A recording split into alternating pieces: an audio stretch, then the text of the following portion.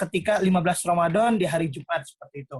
Alhamdulillah, insya Allah sore ini kita akan langsung membahas karya Syekh Masrur Al-Adani, yaitu tentang tanda-tanda kiamat modern, yang insya Allah kitabnya sudah saya share, di mana di dalam grup boleh teman-teman mengaksesnya walaupun bahasa Arab. Insya Allah nanti tinggal teman-teman tandai seperti itu.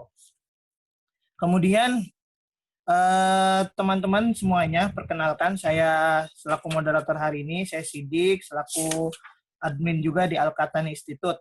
Mungkin teman-teman bertanya, apa sih Al-Qahtani Institute? Seperti itu.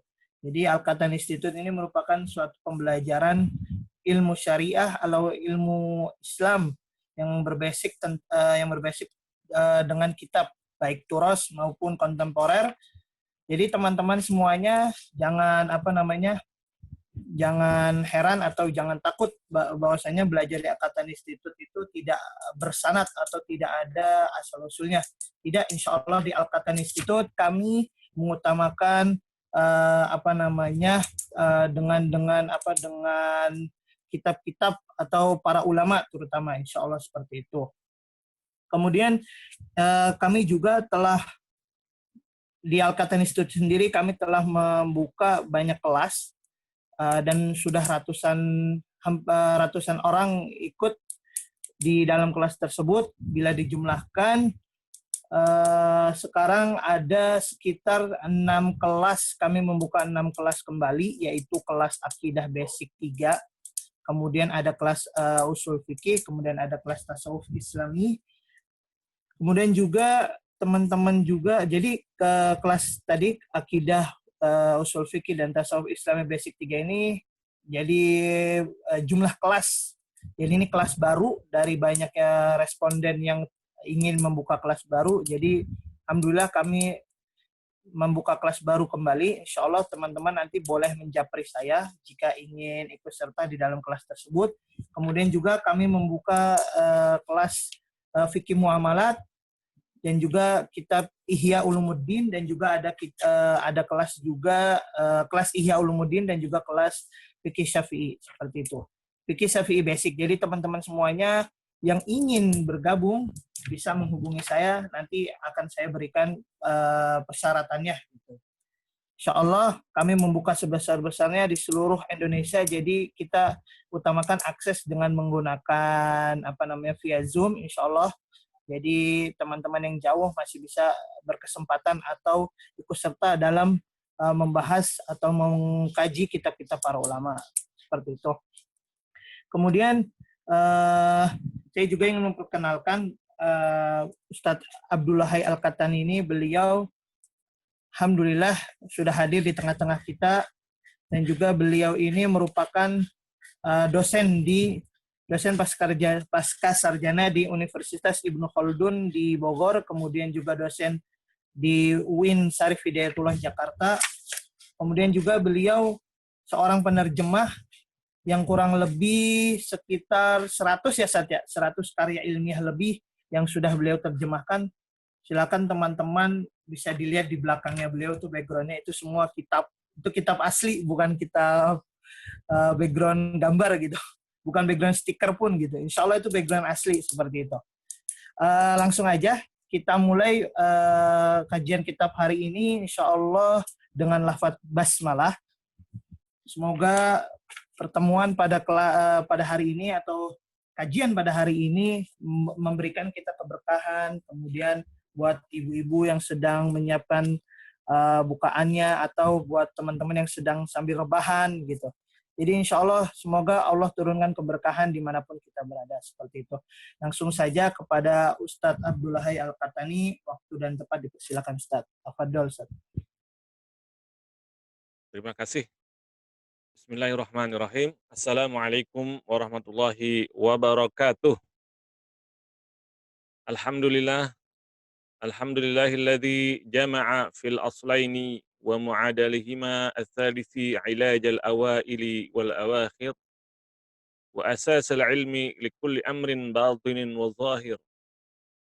Wassalatu wassalam ala sayyidil mabahiji wal mafakhir Muhammad ibn Abdullah Rasulillahil mauhubi min rabbih afdalal ma'arifi wa asyrafal ulumi sallallahu alaihi wa ala alihi wa ashabihi ahli syaja'ati wal fuhumi wa ala tabi'ina lahum bi ihsan ila yaumil liqa'il ma'lum. Amma ba'd, alhamdulillah kita dipertemukan di bulan yang mulia ini dalam suasana beribadah shaum Ramadan di jam-jam yang penuh ijabah dari Allah Subhanahu wa taala, yaitu waktu-waktu menjelang berbuka adalah masa-masa diijabahnya doa oleh Allah Subhanahu wa taala. Maka waktu yang mulia ini kita gunakan juga untuk mencari ilmu.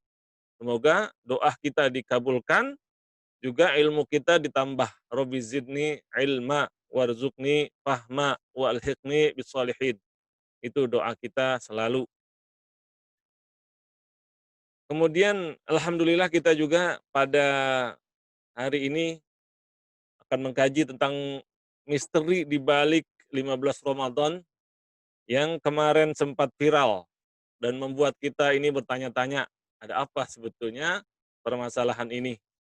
Karena itu kita ingin eh, mencoba berbicara tentang permasalahan itu sehingga kita tidak eh, menghadapi permasalahan tanpa pengetahuan, tetapi sebaliknya kita menghadapi permasalahan dengan bekal yang benar, yaitu dengan ilmu pengetahuan. Karena di dalam Islam Rasulullah Shallallahu Alaihi Wasallam sangat menganjurkan bahwa al-ilmu qoblal amal. Hendaklah kita berilmu dulu baru beramal. Ilmu harus didahului dengan niat untuk amal. Tetapi amal harus berdasarkan ilmu. Setelah dapat ilmu harus untuk beramal. Nah, bahayanya kita beramal tanpa ilmu. Sudah capek, ternyata hasilnya kemana-mana. Nah, ini yang kita hindari.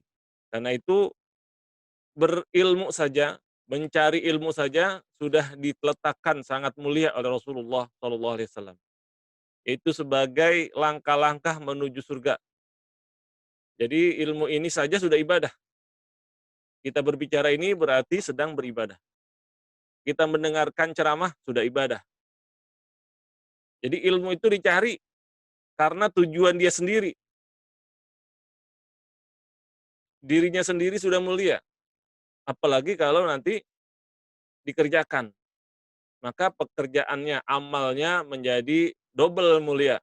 Sudah dapat mulia karena berilmu, kemudian dikerjakan juga tambah kemuliaan. Nah, ini salah satunya. Ilmu itu sangat penting ketika kita menghadapi permasalahan, terutama hal-hal yang gaib. Kalau hal-hal yang empiris itu sudah biasa. Ilmu kita banyak.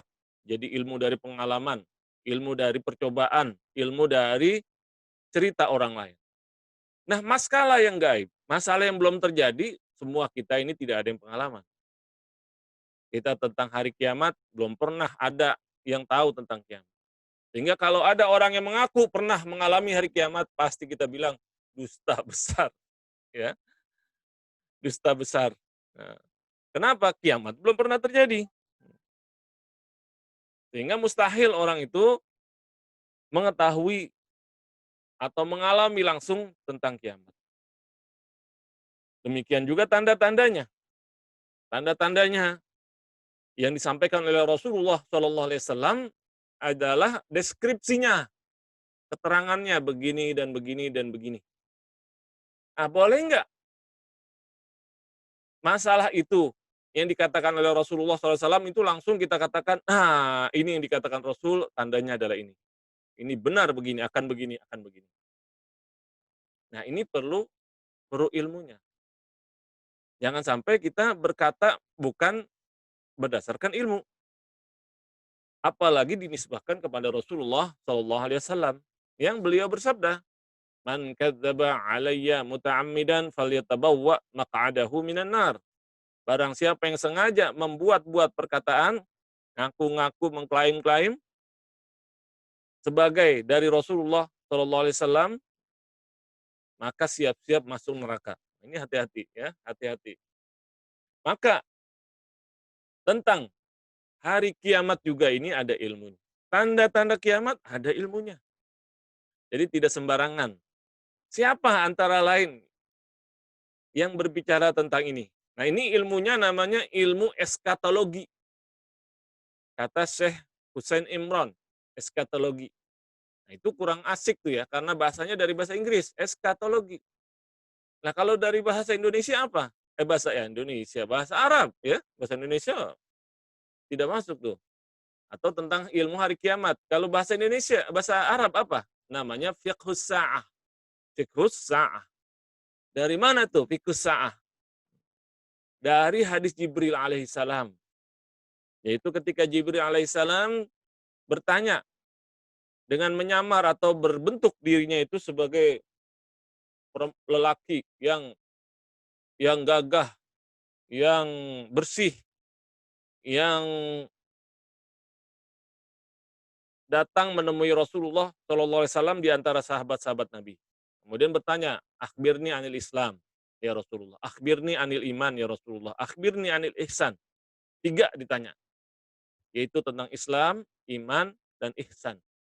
Nah, tiga-tiganya ilmu ini, tiga-tiganya pertanyaan ini kemudian jadi ilmu. Tentang pertanyaan-pertanyaan tentang Islam jadinya ilmu fikih. Karena apa? Isinya itu tentang perbuatan. Islam itu adalah antasyhada, bahwa engkau bersyahadat, bahwa engkau kemudian mengerjakan sholat, bahwa engkau kemudian membayar zakat, bahwa kemudian engkau itu berpuasa, bahwa kemudian engkau pergi haji. Jadi perbuatan, perbuatan, perbuatan. Maka ilmu tentang perbuatan kita, mana yang boleh, mana yang diperintahkan, bagaimana caranya, namanya fikih. Asalnya dari pertanyaan tadi. Ma akhbirni an Islam ya Rasulullah. Itu, ya. Kemudian akhbirni anil iman. Ada lagi pertanyaan Jibril. Jelaskan kepadaku tentang apa itu iman. Maka Rasulullah menjawab, antu'mina billahi wa malaikatihi wa kutubihi wa rusulihi wal yaumil akhir wal qadar khairihi wa syarrihi. Maka ketika ditanya, terangkan kepadaku ya Rasulullah apa itu iman? Jawabannya langsung apa? Antu'mina billah. Beriman kepada Allah. Beriman adanya Rasulnya. Beriman adanya malaikat-malaikat. Beriman adanya kitab-kitab. Nah, iman itu bukan kerjaan. Iman itu adanya tanaman dalam hati. Nah, beda lagi. Kalau tadi kerjaan fisik, kalau sekarang tanam dalam hati. Antu'mina, antu'mina, antu'mina. Pengakuan, pengakuan. Ya, persaksian, persaksian, menyaksikan, menyaksikan, menyaksikan. Lain lagi. Maka ilmunya beda lagi. Maka ilmunya menjadi ilmu tauhid atau ilmu akidah. Ulamanya juga macam-macam. Ya, ada Imam Asy'ari, ada Imam Maturidi yang menerangkan ilmu ini. Ada akidah, ada Imam Ahmad bin Hambal tentang akidahnya. Ilmunya nanti Imam Abul Hasan Al-Asy'ari sama Imam Maturidi. Khusus tentang ilmu. Ada lagi namanya akhbirni anil ihsan, ya Rasulullah. Terangkan kepadaku tentang ihsan. Maka Rasulullah menjawab, al-ihsan anta abudallaha ka'annaka tarah, fa in lam takun tarah fa innahu yarak. Ihsan itu engkau itu beribadah kepada Allah seakan-akan kau melihat Allah. Dan kalau tidak berasa melihat Allah, maka engkau merasakan engkau sedang dilihat Allah. Wow, ini lain lagi nih. Gak ada perbuatan dalam hati yang bergejolak gitu. Merasa dilihat atau sedang melihat. Di mana adanya itu? Adanya dalam hati. Kalau tadi ditanam, sekarang hatinya bergerak. Selalu bergerak. Bergerak merasa dilihat atau merasa melihat. GR kalau kita ya. Atau kita baper. Bahwa perasaan. Nah, tapi ini perasaan yang benar harusnya. Jadi ilmu tentang perasaan, ilmu tentang hati. Nah, ilmu hati ini juga ada ilmunya. Yaitu tentang apa? Ilmunya namanya ilmu tasawuf. Yaitu yang mengkaji bagaimanakah supaya hati itu benar-benar seperti Rasulullah bilang tadi. Kita beribadah seperti melihat Allah. Kalau enggak, ya merasa dilihat. Kok belum berasa ini? Nah, itu belajar dulu ya. Kepada ahlinya, yaitu ahli-ahli tasawuf. supaya begini, supaya akhirnya lama-lama berasa. Nah, nanti latihan. Nah, kata beliau ini, kata Syekh Abu Bakar Al-Masyhur Al-Adani, ada ilmu keempat berdasarkan siapa? Berdasarkan hadis Jibril, yaitu ya Rasulullah, mata sa'ah. Ya. Dilanjutkan, Rasulullah, kapankah hari kiamat? Maka jawaban Rasulullah, mal mas'ul bi'alama minas sa'il. Yang ditanya enggak lebih tahu daripada yang bertanya. Jadi saya enggak lebih tahu, jadi enggak jelasin ilmunya. Kemudian akhirnya ini alamat Tuhan. Jadi tanda-tandanya apa ya Rasulullah? Wah, dikasih tanda-tandanya. Ya, tanda-tandanya apa? Antalidal amatu rabbataha di antaranya. Ya. Kemudian anta tatawalu al-hufatu al-uratu wal hufat, ya. Anta tawalu bil bunyan. Nah, orang yang biasanya ceker tidak pakai baju sekarang pada berlomba-lomba dengan punya gedung yang mewah-mewah. Kemudian ibu melahirkan tuannya. Wah, itu tanda-tandanya. Ternyata banyak lagi tanda-tandanya, tanda-tanda kiamat. Nah, ini kata Syekh Abu Bakar Al-Masyhur Al-Adani, ini seharusnya menjadi ilmu lagi. Ilmu yang keempat, kata beliau. Ilmu yang keempat, ya, yaitu apa tuh? Tentang fiqhus sa'ah. Fikih tentang hari kiamat. Nah, ya. Jadi harus ada yang menjelaskan nih, batasan-batasannya ketika orang ngomong kiamat apa. Jangan asal ngecap aja, asal ada sumber langsung bicara. Bahaya. Sama seperti kita bicara tentang fikih, tentang hukum. Jangan ada hadis langsung ngomong ini hukumnya begini karena ada hadisnya. Tar dulu ya. Ada ulamanya yang menjelasin. Hukumnya seperti apa? Bagaimana caranya? Ada ulamanya. Nah, ketika kita berbicara tentang hari kiamat juga ada ilmu.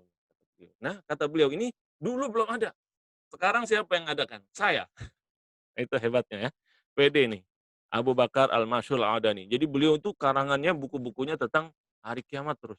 Banyak ya. Jadi beliau menyusun ilmu namanya ilmu fiqhus sa'ah. Ilmu fiqhus sa'ah. Ilmu tentang pemahaman tentang hari kiamat. Nah, kemarin beliau juga menjelaskan tentang ini ya, tentang masalah 15 Ramadan ini ada apa? Orang rame, viral bahwa 15 Ramadan ini akan terjadi sesuatu. Ada yang bilang dukhon. Itu sebagai tanda-tanda hari kiamat. Ada yang bilang nanti ada suara yang memekakan telinga, yang nanti akan orang mati banyak dan sebagainya. Lah, ini dikit lagi nih, ya. Berarti kalau kejadiannya 15 bulus hari Jumat nanti malam dong atau besok, ya. Harus siap-siap kita nih. Nah, dari sisi itu sih bagus ya, dari sisi itu bagus. Tetapi yang kayak bilang tadi, ilmu Islam itu ilmu dulu baru kerja. Semangat boleh, niat bagus, ingin melakukan kebaikan, tapi harus didasari dengan ilmu. Karena apa? Jangan-jangan yang kita kerjakan capek-capek ternyata keliru. Itu nggak boleh ya. Jadi kita ini amal kita, agama kita berdasarkan ilmu pengetahuan. Terus sekarang, kita kaji dari mana sih ini dasarnya viral 15 Ramadan ini akan ada sesuatu? Nah, itu salah satu ilmu tuh ya. Metode ilmiah adalah mengkaji dasar. Jadi kita ini sebagai orang beriman, dasarnya dulu, jangan ikut-ikutan. Jangan mentang-mentang viral kan, ikut. Ya. Hati-hati, ikut. Kalau Anda kirimkan ini akan mendapatkan sesuatu, ikut. Kalau tidak kerjakan ini akan ada kejadian berbahaya bagi Anda, ikut, sebarkan. Akhirnya dengan takut-takut disebarin juga tuh. Ya. Padahal tanpa ilmu, cuman gara-gara takut. Ini tidak boleh lagi kita mengerjakan sesuatu itu gara-gara takut, ya, diancam-ancam sama orang nggak jelas. Nah, maka kita tahu kalau memang ancamannya dari Allah, maka baru kita takut, ya. Kalau dibuat-buat, nah nggak boleh orang beriman itu jadi permainan mereka. Dari mana dasarnya? Kalau lihat dari sumber, ternyata memang ada sumbernya. Itu. Jadi memang orang yang bicara itu bukan omong kosong.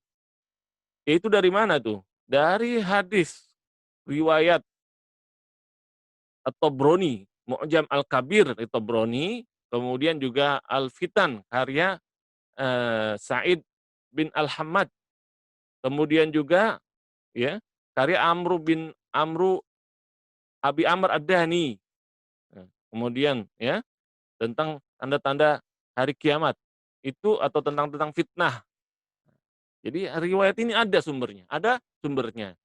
Apa nih? Tapi nanti kita lihat ada ilmu lagi ya. Sumber itu tidak otomatis berarti valid karena ada ilmu lagi untuk mengecek kevalidannya.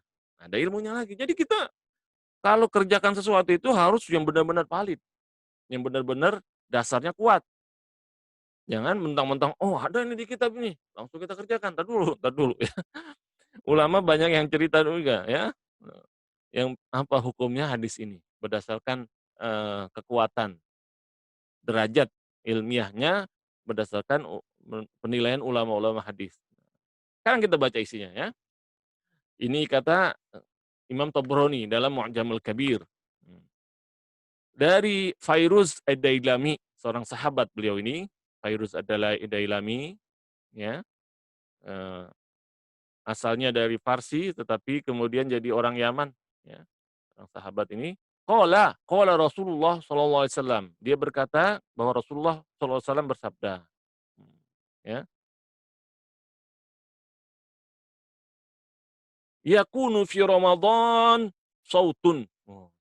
Nanti pada bulan Ramadan itu ada suatu suara. Jadi benar ada sumbernya ya, kalau ngeliat di sini. Ada satu suara. Qalu ya Rasulullah fi awwalihi, apakah di awalnya? Au fi wasatihi, atau di pertengahannya? Au fi akhirihi, atau di akhirannya?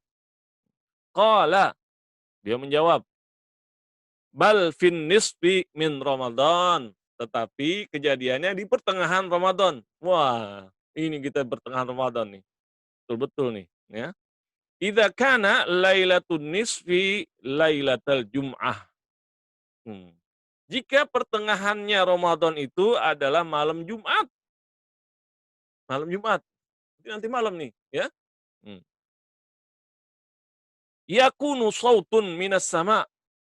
Akan ada suara dari langit. Yus'aku lahu sab'una alfan. Setelah adanya suara itu, maka 70.000 orang mati langsung. Dengar suara. Bayangin ya, bagaimana rasanya tuh. Suara itu mati, membuat orang mati langsung 70.000. Kita ada petir aja tuh kalau sudah lagi gawat itu langsung kita terasa di kuping kita. Nah ini lebih dari itu. Sampai mati 70.000. Bagaimana tuh besarnya tuh, mengerikannya. Wa yukhrasu sab'una alfan. Kemudian mentulikan 70.000. Ada tuli orang. Ya. Bayangin besarnya tuh. Gendang telinganya pecah. Kalau nggak mati pecah. Tadi 70.000 mati. 70.000 tuli. Wa yu'ma sab'una alfan. Ada 70.000 buta. Karena petirnya itu, bayangin ya. Petirnya itu membutakan mata. Wa yusimmu sab'una alfan.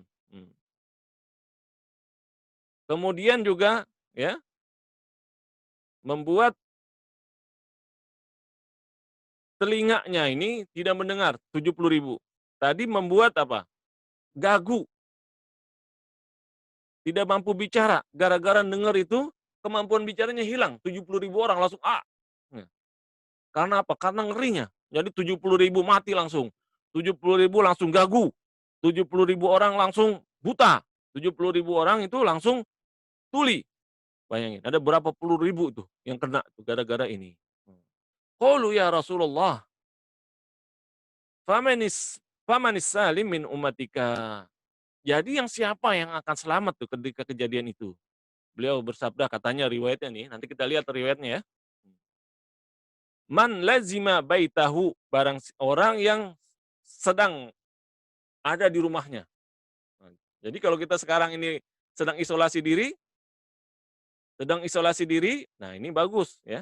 Ini bagus. Ini nanti bukunya saya tampilkan ya. Ini dari sumber dari kitab hadis ya. Jadi ada yang tanya, yang mana ini bacaannya di PDF? Belum ada ya. Ini belum ditampilkan asli kitabnya nih. Nanti saya tampilkan. Ini dari kitab hadis. Dari kitab hadis dulu ya. Hmm. Nanti baru kita komentari atau baru lihat metodenya bagaimana secara keilmuan ini. Ya, secara keilmuan. Nah, ini atau saya tampilkan catatan saya ya, catatan saya. Baik. Nah, catatan saya ya. Nih. Ya. Jadi memang setiap perkuliahan saya itu selalu saya tampilkan teksnya. Ini supaya kita betul-betul ilmunya itu apa? Ilmunya itu mumpuni, ada sumbernya. Jadi bagus ditanyakan mana bacanya. Wah, itu ya. Jadi bukan hanya dalil tapi sumbernya, dalilnya sumber kita tunjukkan. Sekarang saya tunjukkan ya. Baik ya.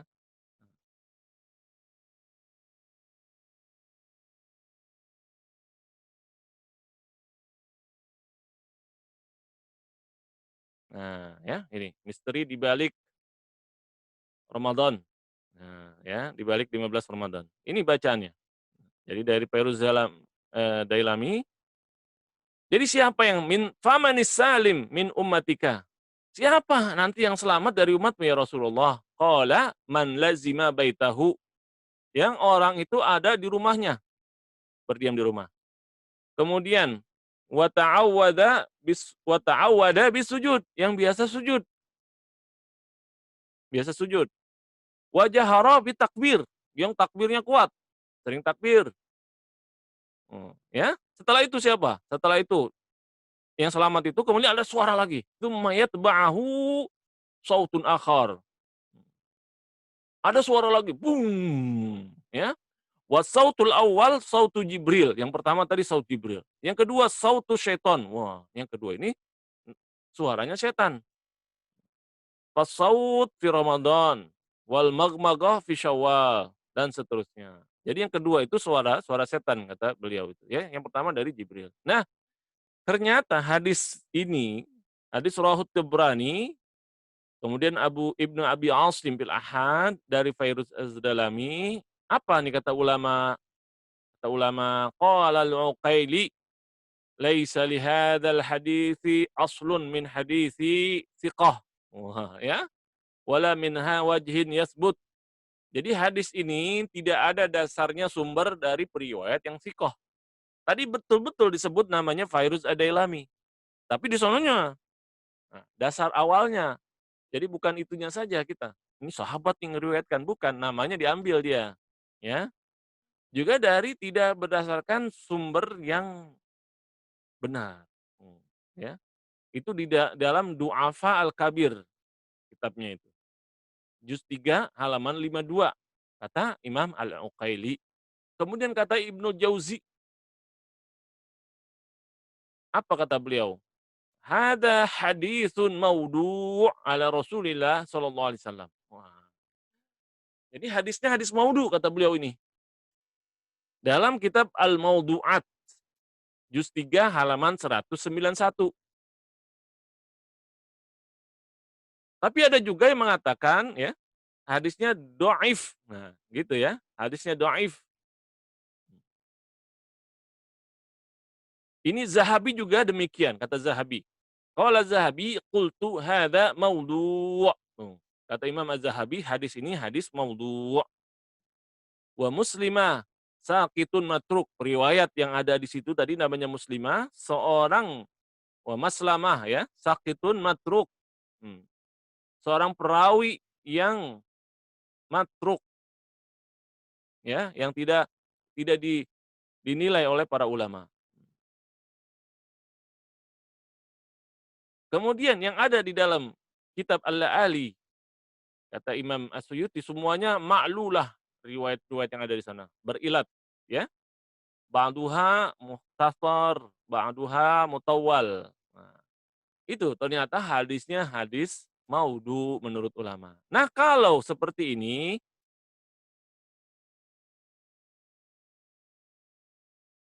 ya, maka kalau seperti ini berarti kita tidak boleh pakai, gitu ya.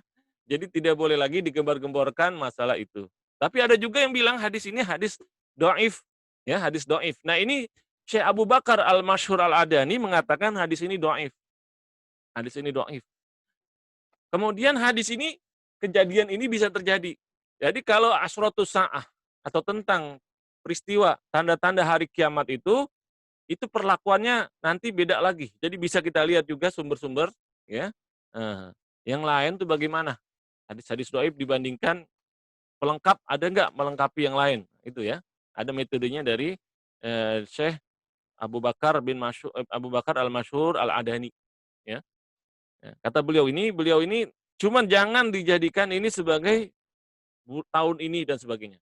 Kita tidak boleh menggunakan riwayat-riwayat yang ada tentang tanda-tanda kiamat itu menetapkan ini dia nih kejadiannya. Nah, itu nggak boleh.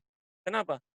Karena Rasulullah SAW sendiri tidak mengerjakan itu. Tidak ada ulama atau Rasulullah mengatakan pada tahun sekian akan terjadi ini, pada tahun sekian akan terjadi ini.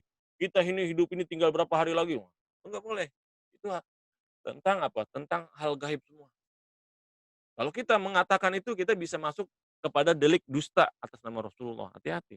Ya. Walaupun tujuannya baik, supaya orang-orang siap katanya, siap. Nah, bagaimana caranya supaya kita berbicara tentang tanda kiamat ini? Tanda kiamat ini secara umum, general. Ya, secara umum saja bahwa akan ada ini, akan ada. Atau barangkali ini, barangkali. Nah, ya, pembenarannya begini. Jadi kita benarkan kalau memang hadisnya sahih. Tuh, ya. Kita benarkan akan terjadi, cuman kita tidak berani mengatakan itu dia. Barangkali ini, barangkali ini, barangkali ini. Nah, ya. Dan Rasulullah SAW oleh sahabatnya ketika ditanya, ya Rasulullah, kapan sih hari kiamat? Maka jawaban beliau itu bukan kapannya, tetapi apa? Ya, mada a'tadta laha. Engkau menyiapin apa emang? Ya, menyiapkan apa? Jadi ya, fokus Rasulullah SAW itu justru kita untuk persiapan bahwa hidup ini ada kematian. Hidup ini nggak lama. Hidup ini nggak selama-lamanya, kita jangan nyantai-nyantai. Jangan nyantai-nyantai. Terus semua orang, kata Rasulullah juga, semua orang nanti akan mengalami kematian. Mengalami kiamat. Apa itu kiamat? Kematian. Jadi ketika kita mati, saat itulah kiamat kita terjadi. Namanya kiamat sugro. Kiamat sugro. Jadi selama kita hidup ini sudah berapa ada kematian. Sudah ada berapa kiamat sugro yang terjadi. Jadi bagi setiap kita pasti akan mengalami kiamat. Namanya kematian. Tinggal waktunya kapan? Nah, kita nggak boleh juga bilang sekian lagi si fulan ini, ya. Ada orang kita kesal sekali kita nggak berani bilang mati itu besok nih anak itu nggak bisa. Ya. Kematian itu misteri. Nah, apalagi yang namanya hari kiamat, ya. Maka yang ditanyakan oleh Rasulullah, "Mada a'dadta laha?" Apa yang engkau siapkan untuk itu? Ya. Apa yang engkau siapkan untuk menghadapi kiamat itu? Nah, itu yang terpenting ya. Yang terpenting jangan untuk nakut-nakutin. Jangan untuk apa? Membuat viral, membuat geger. Jangan, ya. Nah, ini kita penting ilmunya nih. Sekarang kita ingin mengkaji ilmunya. Bagaimana sih menghadapi itu? Ya. Yang dikatakan oleh Syekh Abu Bakar Masyhur Al-Adani dikatakan sebagai ilmu yang dia rancang ini. Sebagai ilmu tersendiri. Ya, jadi beliau mengaku sebagai perancang ilmu ini atau penggagas ilmu ini yang dilewatkan oleh para ulama. Di antaranya kata beliau ini, ya, ini kata beliau ya, ini beliau namakan sebagai usus wal muntolakot. Jadi istilahnya ini kalau fikih ini usul fikihnya, ya, metode dan landasan dalam menganalisis, menjelaskan tentang pergerakan-pergerakan dalam semesta ini yang misterius. Juga yang ada kaitannya dengan hukum-hukum, sikap-sikap, petunjuk-petunjuk yang bisa disimpulkan sebagai apa? Tanda-tanda hari kiamat. Ya, tanda-tanda hari kiamat. Jadi ini ingin menjelaskan itu beliau ini ya dari bukunya ini. Jadi Abu Bakar Al-Adani bin Ali Al-Masyhur. Ini beliau ini bukunya namanya Al-Usus wal Muntalaqat dijadikan sebagai usul fikihnya bagi ilmu fiqhus sa'ah ya, fiqhus sa'ah. Karena itu penting kita mempelajari ini. Nah, ini kita pengen tahu bagaimana apa yang dibicarakan oleh beliau ini di awal-awal ya, di antaranya. Ya. Ini slogannya dari ayat Al-Qur'an. Allah berfirman, "Hal yanzuruna illa an ta'tiyahumul malaikatu aw ya'tiya rabbuka aw ya'tiya ba'du ayati rabbik." Yauma ya'ti ba'du ayati rabbika la yanfa'u nafsan imanuha lam takun amanat min qabl aw kasabat fi imaniha khaira qul intaziru inna muntazirun. Al-An'am 158. Ini tentang apa nih? Apakah mereka sedang melihat atau menunggu-nunggu akan datangnya malaikat atau Tuhan kamu datang kepada mereka atau beberapa tanda-tanda kuasa Tuhanmu. Tetapi ketika datang tanda kekuasaan Tuhanmu, maka saat itu tidak lagi berguna jiwa dengan keimanannya. Jadi iman itu udah nggak berlaku lagi ketika terjadi kiamat. Nah, kalau sekarang kita bilang ada dukhon saat ini, itu udah tanda kiamat kubro berarti.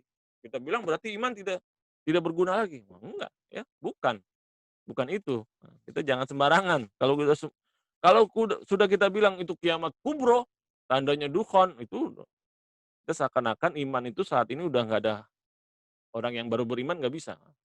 Nah, itu keliru ya. Nah, saat itu iman itu tidak lagi berguna sudah. Kalau sudah tanda-tanda kiamat datang. Karena apa? Lam takun amanat min qablu. Dulunya nggak beriman. Au kasabat fi imaniha khaira. Dulu juga tidak pernah beramal, baru pada beramal. Ya, ngasih uang, nyumbang orang, nyumbang ini, ya, beri bantuan, nggak ada gunanya. Kalau sudah lewat itu. Sudah lewat, Pak, sudah. Ya, catatannya ditutup. Nah, jangan sampai begitu. Ya, jangan sampai terjadi kita begitu. Bukan kita tunggu-tunggu hari kiamatnya. Itu justru yang begini-gini, menunggu-nunggu hari kiamat itu orang-orang tidak beriman. Kayak nantang-nantang gitu, pengen ada bukti. Justru orang beriman mempercayai kiamat itu pasti datang. Nah, sekarang kita sudah sampai semana persiapan kita? Itu yang ditanyakan oleh Rasulullah. Karena ketika kiamat datang, apa gunanya lagi? Orang keimanan tidak guna, amal ibadah tidak guna lagi, ngapain lagi? Dicari-cari, dikejar-kejar. Sekarang justru ngejarnya kita itu beramal, beribadah. Sehingga ketika datang, wah, ada perbekalan kita, ya, keimanan kepada Allah Subhanahu wa taala. Itu petunjuk yang benar dari Rasulullah SAW.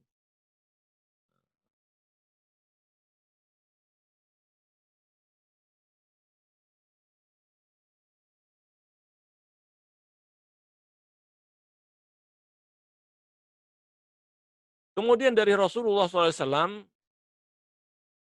yang diriwayatkan oleh Abdullah bin Amr bin As radhiyallahu anhuma bahwa Rasulullah bersabda, kemudian mengumpulkan para sahabat untuk sholat bersama.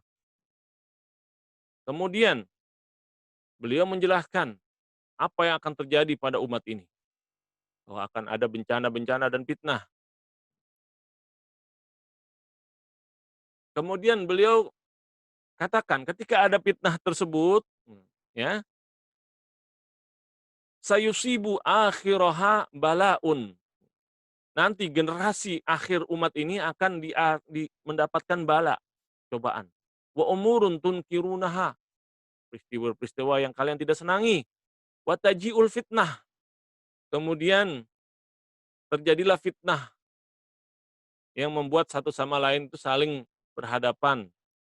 Nah, maka saat itulah ketika fitnah terjadi, seorang mukmin berkata, hadihi hiya. Nah, inilah yang telah dijanjikan oleh Rasulullah akan terjadi. Jadi orang beriman itu mengerti ketika ada fitnah itu dia udah siap.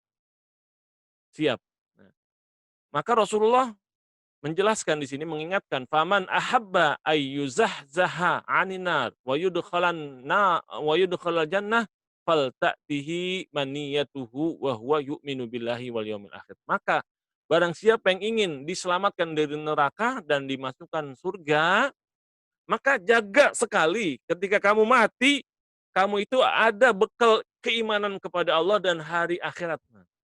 Paling minimal itu iman dan hari akhirat ada. Plus amal ibadah. Nah, itu bagusan lagi ya. Jangan sampai mati dalam keadaan tidak beriman, itu yang sangat dikhawatirkan oleh Rasulullah. Jadi kalau sekarang iman kita belum benar ini harus diperbaiki. Jangan sampai kalau kita mati datang keadaan itu dalam kondisi imannya kacau balau. Itu justru yang harus diperhatikan ya. Hmm. Kemudian Sayyidina Ali bin Abi Thalib mengatakan bahwa bumi ini akan selalu ada orang yang menunjukkan hujah Allah. menjelaskan ilmu-ilmunya. Supaya apa? Supaya hujjah Allah dan petunjuk-petunjuknya itu tidak menjadi batal. Nah, siapa mereka itu dan di mana? Hum ulaikal aqalluna adada. Mereka itu dikit orangnya. Al-a'zamuna 'indallahi qadra, tetapi di sisi Allah itu mereka mulia, ya. Nah, siapa itu? Mereka yang menjelaskan ilmu-ilmu, mengingatkan orang tentang keimanan. Ini kalau kita sekarang sudah ada ilmunya, ajarkan orang ya untuk beriman. Tapi jangan perlu nakut-nakutin tadi ya, bahwa emang kiamat ada, akan ada. Tapi kita nggak boleh ngucapin kapannya, ininya ya. Hmm. Tapi kita akan katakan ke kita itu semua akan mengalami kiamat. Kiamat pertama kita adalah kematian. Maka harus disiapkan sebelum kiamat itu terjadi. Yaitu kematian kita tiba. Maka saat itu amal ibadahnya ditutup pintu-pintunya. Yang ada adalah pertanyaan-pertanyaan. Ya,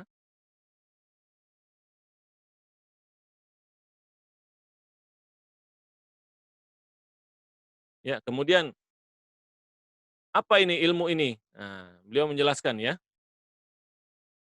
Jadi Islam itu kata beliau ini sangat memperhatikan masalah tentang pergerakan peristiwa-peristiwa di alam semesta ini. Juga pergerakan bangsa-bangsa, perubahan-perubahan yang terjadi pada diri mereka. Ini diajarkan oleh Allah Subhanahu wa taala. Untuk apa? Untuk mengaitkan antara pergerakan manusia dengan keimanan kepada Allah Subhanahu wa taala. Jadi dalam sejarah itu dikaitkan antara peradaban dengan keimanan. Firaun, itu secara peradaban sangat canggih, tetapi secara keimanan jeblok dia. Maka jatuhlah hukuman padanya. Karena itu yang terbaik adalah peradaban itu harus dikaitkan dengan keimanan. Jadi sekarang kalau kita mengerti sejarah ini, maka kita tidak kagum lagi dengan kemajuan-kemajuan materialistik yang ada di dunia ini. Kenapa? Karena selama tidak dikaitkan dengan keimanan, sama saja dengan kefiraunan namanya. Dan itu tidak ada gunanya di sisi Allah Subhanahu wa taala. Maka tugas kita ini haruslah mengaitkan antara kemajuan peradaban ini dengan keimanan. Nah, itulah Islam. Tidak membeda-bedakan mana yang kajian agama, mana yang garapan agama, mana yang bukan agama. Semuanya harus dikaitkan dengan keimanan kepada Allah Subhanahu wa taala. Nah, kita juga menilai, melihat kehidupan ini harus seperti itu. Segala sesuatu menjadi baik kalau dikaitkan dengan Allah Subhanahu wa taala. Sementara di segala sesuatu secanggih apapun, semodern apapun akan tak berguna, tak ada nilainya kalau tanpa disertai keimanan. Contohnya, sekarang mana teknologi yang hebat-hebat, pesawat, kemudian nuklir, kemudian misail, roket, peluru kendali, satelit. Ketika ada COVID aja, coronavirus disease, new coronavirus, semua langsung tak berguna. Ternyata yang gunanya saat ini apa? Makan. Kita makan, listrik di rumah, ya, ada perumah. Sekedar saja kebutuhan kita ternyata untuk menjamin kehidupan kita. Enggak lagi butuh tadi teknologi-teknologi yang menakutkan. Berarti apa? Kerja-kerja orang yang berat-berat itu ternyata ketika waktunya tak ada gunanya di sisi Allah. Dan ketika waktunya tak ada gunanya untuk menyelamatkan manusia.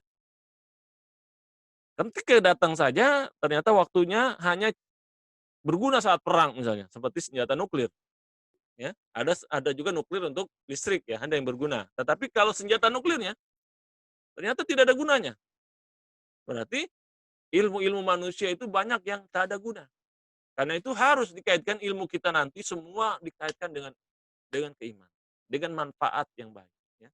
Ini jadi pelajaran bagi kita. Banyak sekali sekarang teknologi kekayaan itu yang idle, yang tidak ada guna, tidak menguntungkan, tidak ada manfaatnya, tidak bisa dipakai makan. Misalnya orang punya uang satu gudang, tapi tidak punya makanan di rumah, dia diisolasi apa? Apa makanan ya uangnya bisa dia makan, mobilnya Lamborghini bisa dia makan? Tidak ada. Jadi Lamborghini, uang yang miliaran, triliunan, ternyata ketika waktunya tiba, Yang sekarang kita masih hidup saja melihat tidak ada gunanya. Buat apa? Ya, buat apaan? Hanya ada di bank saja. Kadang semuanya nyari selamat sekarang, nyari selamat. Nah, orang yang tidak biasa tenang di rumahnya, maka jadi derita dia. Kemarin dengan uangnya bisa ke bar, jalan-jalan menikmati minuman keras, ya, leha-leha, senang-senang dengan apa? Dengan narkotika misalnya, atau dengan pergaulan bebas. Nah, sekarang yang bergaul bebas juga pada kena corona, ya. Yang penjual narkotika juga pada ketakutan, sembunyi semua. Maka dia yang terbiasa tergantung kesenangannya dengan tadi, maka saat ini dia sangat menderita. Walaupun uangnya banyak, walaupun jabatannya tinggi. Maka dari sini sudah pelajaran bahwa di dunia saja segala sesuatu, kehebatan-kehebatan, kekayaan, perbuatan yang tidak ada kaitannya dengan keimanan, nilainya blank, nol di sisi Allah Subhanahu wa taala. Dan nol bagi kepentingan kita. Nol bagi kepentingan kita, maka orang baru mulai memikir sekarang, ya, yang punya Lamborghini, punya ruko ratusan, ya, yang terkenal. Akhirnya cuma leha-leha di rumah, kelepak-kelipuk, apa gunanya? Uang saya itu yang ada di bank, ruko saya. Itu hanyalah ada dalam catatan aja tuh, ada dalam catatan kepemilikan dan sekarang nggak bisa dipakai apa-apa. Dia tetap aja di rumahnya ketakutan, takut kena Covid. Padahal Covid itu kecil. Hmm. Nah, maka dari jauh-jauh hari Rasulullah menjelaskan bahwa yang berguna bagi manusia atau yang benar-benar dirasakan oleh manusia itu dari hartanya cuma 3. Itu yang dia makan jadi kotoran, ya. Tapi kita makan juga kuatnya seberapa cuma. Kuatnya seberapa kita makan sehari itu, ya. Kemudian pakaian yang kita pakai sampai habis. Ini terhitung juga rezeki kita. Makanan yang sampai kita jadi kotoran, itu rezeki kita. Kemudian pakaian yang kita pakai, nah itu juga rezeki kita. Selain itu nggak ada, kecuali yang disumbangkan, dijadikan kebaikan. Maka saat itulah orang-orang yang punya wakaf, punya sumbangan, punya infak kebaikan. Nah, saat itu dia merasa, alhamdulillah. Sebelum kejadian saya sudah sempat nabung berupa wakaf, sempat bantu berupa pendidikan, sempat. Nah, ya, itu justru saat inilah terasa kayaknya orang yang telah melakukan ibadah, telah melakukan amal kebaikan. Dan terasa miskin orang yang selama ini hanya mengumpulkan dunia. Terasa miskin. Karena dunianya nggak ada gunanya. Nggak bisa digunakan oleh dia. Karena itu kita, ya, ilmu itu harus dikaitkan antara keimanan dengan ilmu pengetahuan. Supaya ada gunanya semua. Ya, supaya menjadi amal ibadah bagi kita. Nah, dalam masalah hari kiamat ini, kita harus, ya, kata beliau ini, dasari ilmu kita ini kepada dasar-dasar yang fundamental, yaitu Quran dan Sunnah. Nas Nabawi, ya, kemudian juga eh, dari Al-Quran, Kenapa? Karena dengan banyaknya sumber-sumber informasi, akhirnya banyak pengetahuan kita ini kacau balau. Yang mana yang benar akhirnya hilang sekarang. Seperti sekarang, ya, 15 Ramadan ini. Orang sebegitu banyak bertanya tentang masalah ini. Seakan-akan berita yang, ya, valid gitu. Ternyata pasti dicek dengan ilmunya ketahuan. Hadisnya maudhu. Ya. Hadisnya maudhu. Ngapain pada sibuk-sibuk kemarin, ya, membicarakan ini. Bukan yang lainnya. Terus kalau sudah tahu apa? Nah, itu bingung juga. Jadi orang cuma sekedar tahu saja. Ya, sekedar tahu. Ini bukanlah sesuatu sikap yang benar berdasarkan anjuran Islam. Jadi sikap yang benar anjuran Islam adalah kita harus mendasar ilmu kita. Harus dari sumber-sumbernya yang benar. Supaya ilmu kita ini tidak goyah, ya, tidak terombang-ambingkan. Tidak terbawa oleh hoax, jadi korban hoax.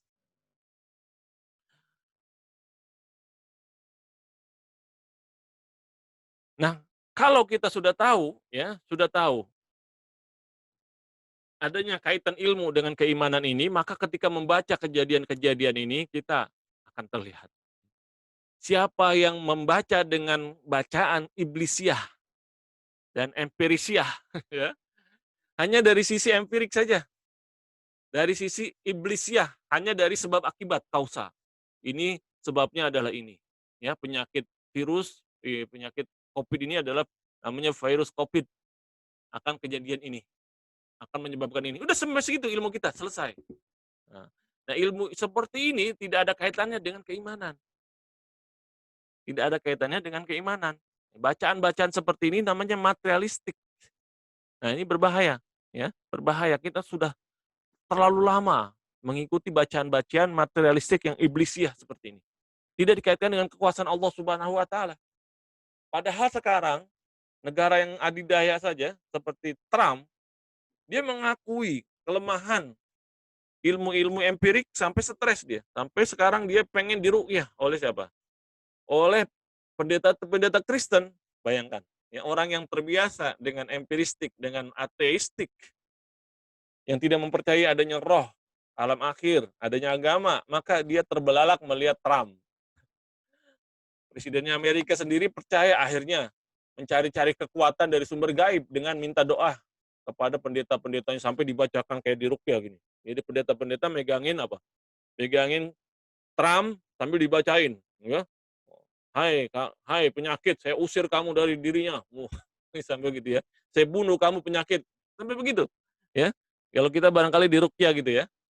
Itu Trump. Kenapa? Karena ilmu pengetahuan blank semua. Blank semua, sambil apa saja dia pegang ya. Seperti orang tenggelam itu, rumput pun dia pegang. Rumput pun dia pegang. Ternyata pendetanya juga kena katanya kemarin. Loh, ya. Padahal itu yang kemarin membacakan doa buat Trump. Jadi apalagi nih? Nah, maka bacaan berikutnya itu kita harus kembangkan. Bacaan namanya qiraah syar'iyyah ghaibiyah muwajjahah. Ya. Pembacaan secara syar'i terhadap hal-hal yang gaib dan teratur. Atau bacaan kebapaan, kenabian yang berdasarkan syariat yang ada dasarnya. Nah, ya. Jadi harus didasarkan kepada yang gaib-gaib itu sumbernya kepada Al-Quran dan Sunnah yang gaib. Sampai situ saja, jangan tambah-tambah. Kalau mau tambah-tambah hanya sekedar penafsiran kita. Jangan sampai kita kacau. Ya. Dari mana awalnya? Dari, kata beliau ini, dari surah Al-Alaq. Iqra bismi rabbikal ladzi khalaq. Baca. Baca dari mana? Dari sumbernya. Dari sumber. Kalau ilmu empirik saja tidak guna sekarang, maka ilmu yang tentang hal gaib mana? Kita baca. Maka dari dalil-dalil Al-Quran dan Sunnah. Ya. Dan inilah yang dipahami dari sabda Rasulullah SAW, bahwa hadis-hadis itu nanti akan dipahami oleh orang yang lain daripada yang meriwayatkan. Yahmilu hadal ilma min kulli khalafin uduluhu. Ilmu ini, hadis-hadis ini nanti diriwayatkan oleh orang sekarang, generasi berikutnya dan generasi berikutnya itulah yang akan juga mendapat manfaat dari memahami hadis-hadis itu. Mereka bisa menyimpulkan tanda-tanda kiamat dan sebagainya. Sehingga mereka ada pegangan. Coba seandainya ya tentang masalah lockdown, masalah isolasi dari Nabi Muhammad SAW. Orang kebingungan bagaimana menghadapi virus ini, ya. Ketemu kena, tuh, jalan-jalan kena. Jadi bagaimana caranya? Ternyata ada petunjuk dari Rasulullah. Kalau yang sudah kena wilayahnya kena, maka tutup, tidak boleh keluar dari situ. Itu riwayat dari Abdurrahman bin Auf dari Rasulullah. Dia dengar begitu. Yang belum kena, maka jangan masuk ke wilayah yang kena. Ya. Kemudian wilayah yang sudah kena, diantaranya sudah ada yang sakit, ada yang belum. Kemudian yang sakit tidak boleh dideketin kepada yang sembuh, yang masih sehat. Ya. Yang sakit, kalau dia sabar, bertawakal, meyakini ini dari Allah Subhanahu wa taala, maka penyakitnya berubah menjadi syahid. Baik dia meninggal atau tidak. Pahalanya pahala syahid, bayangkan. Jadi orang-orang yang sakit sekarang itu tidak lagi menangis seharusnya. Dia alhamdulillah kalau sekarang saya mati, alhamdulillah saya dapat syahid. Kalau sembuh ya alhamdulillah juga. Nah, itulah ya dengan adanya ilmu jadi hidup ini berubah. Yang tadi gelap, menakutkan, mengerikan. Sampai seorang presiden saja sampai stres ya. Presiden Amerika. Padahal kita biasanya di internet itu di YouTube itu di film-film dikatakan Amerika itu airline aja kalah. makhluk halus, makhluk apa? Ruang angkasa kalah sama apa? Kekuatan Amerika. Nah sekarang kekuatannya ada, tapi kecil, namanya COVID. Presiden yang stres, yaitu Trump. Sampai dia bicara apa tahu dibicarakan, karena nggak ada sesuatu yang bisa dia pegang. Padahal presiden itu harus ada komando, nyuruh-nyuruh. Sekarang nyuruh apa dia? Semuanya salah. Karena apa? Tidak ada ilmu untuk menyingkapinya, ilmu yang pasti. Ternyata dari dahulu Rasulullah SAW sudah menjelaskan bahwa harus ada isolasi diri, ada karantina, ada pemisahan antara yang sakit dan sehat. Ya, jadi kita dari sinilah kehebatan ajaran Rasulullah SAW terlihat, yang seharusnya membuat kita makin bertambah keimanan kita. Kita nikmati hidup kita ini sebagai umatnya Nabi Muhammad SAW. Berbangga dengan mengikuti ajaran Rasulullah SAW. Sambil kita menyiapkan, jangan kita mencaci maki mereka dan sebagainya, tetapi kita menyiapkan, udah ada bahan, sudah ada ilmu tentang persiapan kiamat, maka jangan sia-siakan. Karena tadi kiamat oleh ajaran Rasulullah, kiamat itu juga terjadi pada semua orang, yaitu kiamat sugro, kematiannya. Maka nggak perlu ditunda-tunda, nggak perlu ditunggu-tunggu, akan datang kiamat itu. Dan yang terpasti adalah kiamat sugro, yaitu kematian kita. Nah, kalau ada ilmunya, kita menghindar atau beralih dari sibuk mencari tanda-tanda kiamat, kemudian kita beralih menjadi menyiapkan segala potensi itu untuk menyiapkan diri agar menjadi orang-orang yang beruntung pada saat kiamat tiba, yaitu kematian kita. Ya, dari saya cukup sekian. Ini bukunya cukup panjang, bisa dibaca sendiri atau bareng-bareng dengan teman untuk mengambil manfaat dari buku yang dikarang oleh Syekh Abu Bakar bin Masyhur Al-Adani ini, yang beliau katakan sebagai ilmu baru, ikusa'ah atau eskatologi, ya, ilmu tentang hari kiamat. Sehingga kita ketika bicara tentang tanda-tanda kiamat, kita apa itu kiamat dan sebagainya, kita tidak asal bicara walaupun ada dalilnya, tetapi dengan ilmu. Ya, dari saya cukup sekian, semoga bermanfaat. Nanti dikembalikan kepada moderator. Billahi taufik wal hidayah, wal afu minkum, wassalamualaikum warahmatullahi wabarakatuh.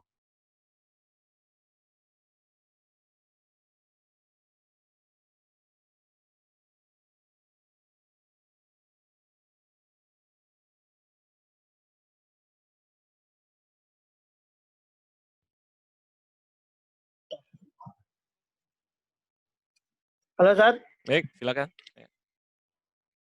Oke, terima kasih Ustadz, penjelasannya cukup jelas. Jadi insya Allah kalau besok terjadi berarti belum tahu juga Ustadz ya. Insya Allah enggak Ustadz. Jadi boleh teman-teman semuanya kita akan membuka sesi pertanyaan.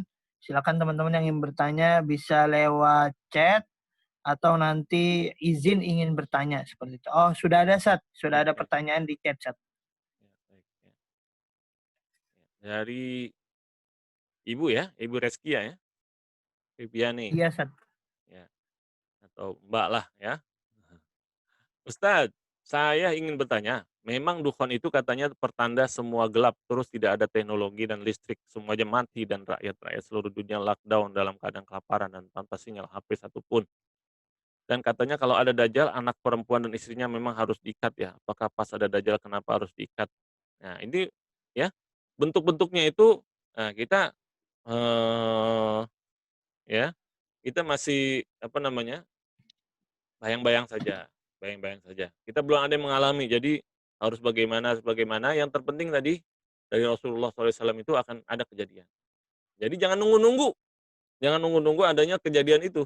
Bahkan Rasulullah SAW mengajarkan kita ini dalam akhir tasyahud kita ini, Allahumma inni a'udzubika min adabil qabri, ya, kemudian wa min fitnatil mahya wa fitnatil mamat wa min masihid dajjal, wa min fitnatil masihid dajjal.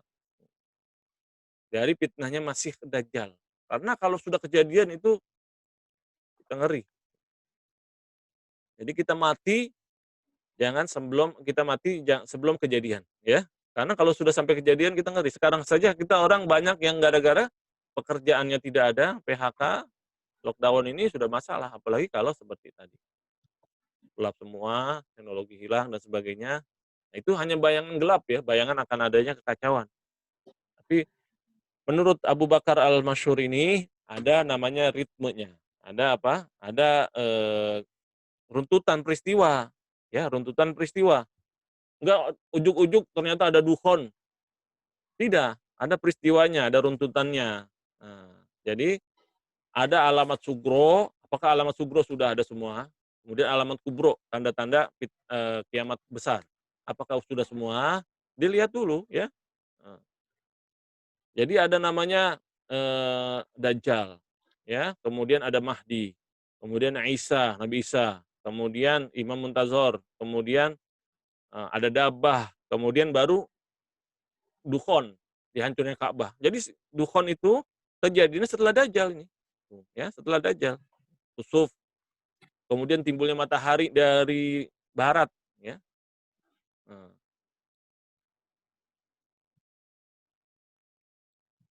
Tulu isyamsi min maghribiha, ya. Nah, timbulnya matahari dari tempat tenggelamnya, dan seterusnya. Jadi ada urutannya gitu, ada urutannya ya, ada urutannya. Jadi nggak langsung tiba-tiba dukhon. Dukhon itu yang keberapa dulu, ya. Dukhon yang keberapa dulu. Nah, jadi kita ini dari fase Dajjal saja sudah minta sama Allah Subhanahu wa taala agar kita dijaga. Karena sudah itu keimanan sudah tidak berguna, yang ada cobaan-cobaan semua berat ya, cobaan-cobaan semua. Jadi orang-orang yang beriman itu malah minta dimatikan sebelum kejadian fitnah. Banyak orang-orang meninggal itu sebelum fitnah besar biasanya. Kenapa? Karena dia dijaga dari fitnah itu. Karena kalau ada fitnah, namanya fitnah, ada yang berhasil dan tidak. Ya, kita ini kalau dia selamat, ya Allah, saya sudah selamat saat ini. Kalau engkau anggap aku selamat, maka selamatkan aku dari fitnah yang lebih besar. Banyak yang ulama begitu ya. Udah amalnya udah banyak, kemudian diminta pada Allah, dipercepat kematian. Kalau memang apa namanya tanda-tanda akan adanya fitnah yang besar ya. Jadi persiapannya itu bukan saat itu bagaimana-bagaimana. Kalau sudah kejadian sudah lewat itu. Kalau dukhon lewat udah lewat kita ya. Jadi sebelumnya, sebelum Dajjal. Nah, sebelum Dajjal itu minta kita perlindungan kepada Allah dari fitnah Dajjal, min fitnatil masiihid Dajjal. Kita dimatikan sebelum ada Dajjal karena berat, ya, berat. Kalau sudah ada dia itu, ya. Bahwa nanti akhir dunia itu akan demikian bermasalahnya. Nah, kita ini lagi tenang-tenang, jangan tenang juga, justru menggunakan waktu yang tenang ini untuk beribadah. Tapi sekarang nih misalnya, orang ingin berjamaah sholat, nggak bisa. Berarti kan ada waktunya yang enak-enak itu, yang beribadah yang seakan-akan terbuka, luas, yang kemarin kita tinggal, sekarang justru Allah tolak kita. Jangan, jangan. Kita paksa kita beribadah di masjid, ditangkap kita. Ditangkap. Berarti apa? Ada waktunya. Jangan yang lain yang masih terbuka kita sia-siakan juga. Nah, itu ya. Sekarang yang masih ada siapa? Masih ada baca Quran, masih ada. Bagaimana kalau Quran tiba hilang? Orang tua masih ada. Kita berbakti pada orang tua. Ya. Keluarga masih ada. Maka kita senang keluarga kita. Anak masih ada. Nah, anak kita didik. Jadi yang ada itulah yang kita pikirkan, bukan yang belum ada. Nah, yang belum ada itu kalau kita datang pun waktunya sudah lepas. Ya. Sudah lewat itu. Khawatirnya kita sudah lewat ya. Persiapan kita itu jebol bisa-bisa. Jadi kita mintanya sebelum. Jadi yang apa namanya detailnya itu enggak terlalu penting. Penting kita selamat ya. Nah, baik. Kemudian Assalamualaikum. Waalaikumsalam. Nah, bertanya, ada ulama yang mengatakan umur umat Islam itu tidak sampai 1.500 tahun, apa benar? Nah, ini juga ya kekeliruan ya. Tujuannya baik tapi keliru. Nggak ada sumbernya itu, ya nggak ada sumbernya. Hati-hati ya. Ya, hati-hati. Karena Rasulullah SAW sendiri bilang itu, Jibril, aku tidak lebih tahu daripada kau, gitu ya. Jadi tidak mau menunjukkan. Jadi jujur Rasulullah itu petunjuknya adalah menyiapkan, bukan kapannya. Kapannya. Karena yang jelas kematian itu lebih jelas daripada ini. Karena kematian itu pasti akan terjadi dalam kehidupan kita. Kalau kita hidup, berarti kiamat kematian itu pasti akan terjadi. Jadi sekarang kita kalau ada yang nanya, kamu mati kapan? Jadwal kamu mati kapan? Ada nggak? Nggak ada. Ya, nggak ada yang berani orang jawab itu. Atau bilang, kayaknya kamu ini sudah dekat lagi mati nih. udah tinggal setahun lagi. Wah, tidak ada itu, ya. Dokter saja nggak berani itu ngomong sama orang yang sakit itu, "Pak, udah deket ini, Pak." Paling yang parah sakit kanker misalnya kan, "Pak, waktunya ini tinggal 2 bulan, Pak, ini, ya. Kalau mau bayi-bayi sama keluarga, bayi-bayi deh sekarang." Ada juga begitu. Tapi ternyata setelah itu, setelah dia minta maaf apa, ternyata 10 tahun aja nggak mati. Dokternya yang bilang mati. Nah, aneh juga kan? Mungkin dia minta maaf sama orang-orang, ibadah, akhirnya Allah kasih kesembuhan. Aneh. Jadi anggap aja, kematian itu adalah, ya harus kita yakini kematian itu adalah hari kiamat kita. Itu justru yang harus disiapkan, bukan setelah adanya setelah adanya kejadian. Kejadian udah lewat, ya, udah lewat. Apalagi dia bilang 1.500 tahun. Wah, itu nggak ada tuh, dalil-dalilnya tidak ada. Mungkin sekedar coba-coba gitu ya, cocok logi namanya. Nah, itu bukan ilmu itu namanya, meraba-raba, itu tidak boleh ya, tidak boleh. Menurut teori tadi Imam, Abu Bakar, Masyhur Al-Adani. Beliau itu harus dasarnya, harus ada dasarnya ya, bukan hanya meraba-raba. Kemudian dari Mbak Tisha Melina, bagaimana agar selamat dari Dajjal selain mengamalkan surah Al-Kahfi, apalagi zaman sekarang. Dajjal belum keluar saja fitnahnya udah dahsyat sekali. Sering majunya teknologi dan media, ya. Ya kita minta perlindungan kepada Allah Subhanahu wa taala. Tadi surah Kahfi bagus. Itu setiap setelah saat tasyahud akhir itu kita minta, ya. Allahumma inni a'udzubika min adzabil qabri wa min fitnatil mahya wa fitnatil mamat wa min fitnatil masiihid dajjal. Nah, kita minta kepada Allah diselamatkan dari apa? Dari azab kubur, kemudian fitnah kematian, fitnah kehidupan, fitnah kematian, kemudian dari fitnah Masih Ad-Dajjal. Jadi hanya minta kepada Allah. Kejadian ini harusnya makin mendekatkan kita kepada Allah, ya. Makin jelas sekarang orang yang punya uang aja pada tobat, pada bingung, ngapain? Nggak ada gunanya, ya. Yang kemarin sibuk, sekarang nggak sibuk, coba. Ngejar-ngejar ini, apa ditinggalkan semua. Sekarang kerjaannya nutup semua kantornya. Padahal kemarin ditinggalkan semuanya tuh. Keluarganya ditinggal, demi karir, demi karir, demi karir. Sekarang karirnya tutup, kantornya tutup. Ngapain? Bingung ya. Nah, sekarang ini prioritasnya harus diubah. Prioritasnya apa? Nah itu, ya, yang dapat ilmunya dapat, alhamdulillah. Oh ternyata yang dia bilang prioritas, entar dulu, ini dulu, karir dulu, karirnya sekarang tutup, nggak jelas. Apa berarti nih? Nah, itu jadi pelajaran. Siapa yang ngambil pelajaran saat ini, ya, akan berguna berikutnya. Kalaupun dia mati saat ini, maka dengan ilmu tadi, dengan iman, tobat, tawakal kepada Allah, dapat sudah. Dengan ilmu yang ringan tadi. Bahwa dia mati dalam keadaan syahid. Kenapa? Beriman bahwa ini semua dari Allah semua. Ya. Moga-moga nggak ada yang kena COVID ya. Mudah-mudahan nggak ada yang COVID. Tapi nanti kalau kita ketemu ada orang yang kena COVID, lagi stres, lagi jatuh, kita ajarkan tadi ajaran dari Rasulullah SAW bahwa harus tawakal, harus bersabar, harus menyerahkan itu sebagai takdir Allah. Maka Allah akan memberikan gantinya penyakit ini dengan syahid ya, mati syahid. Kalau mati, kalau hidup pun tetap dapat syahid, gitu ya. Dari Bu Reskia Febiani. Zaman sekarang ada aplikasi anak muda seperti TikTok juga semuanya memuja Dajjal seperti lagu-lagu K-pop, lagu barat lah, tapi tanpa sadari anak muda nggak sadar bahwa itu juga ada dalam syair tersebut dan juga banyak anak-anak yang mempermainkan sholat karena just have fun dan di lagunya lirik Al-Quran dan lagu di remix juga apakah ini fitnah Dajjal? Ya ini ya kita katakan ini termasuk termasuk.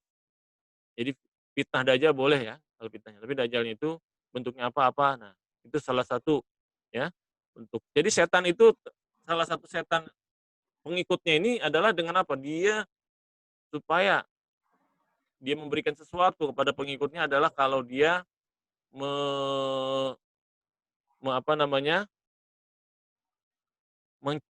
Menghinakan Al-Qur'an, menghinakan simbol-simbol ajaran Islam dan sebagainya. Itu tanda-tanda setan, ya, tanda-tanda setan. Karena setan sangat senang.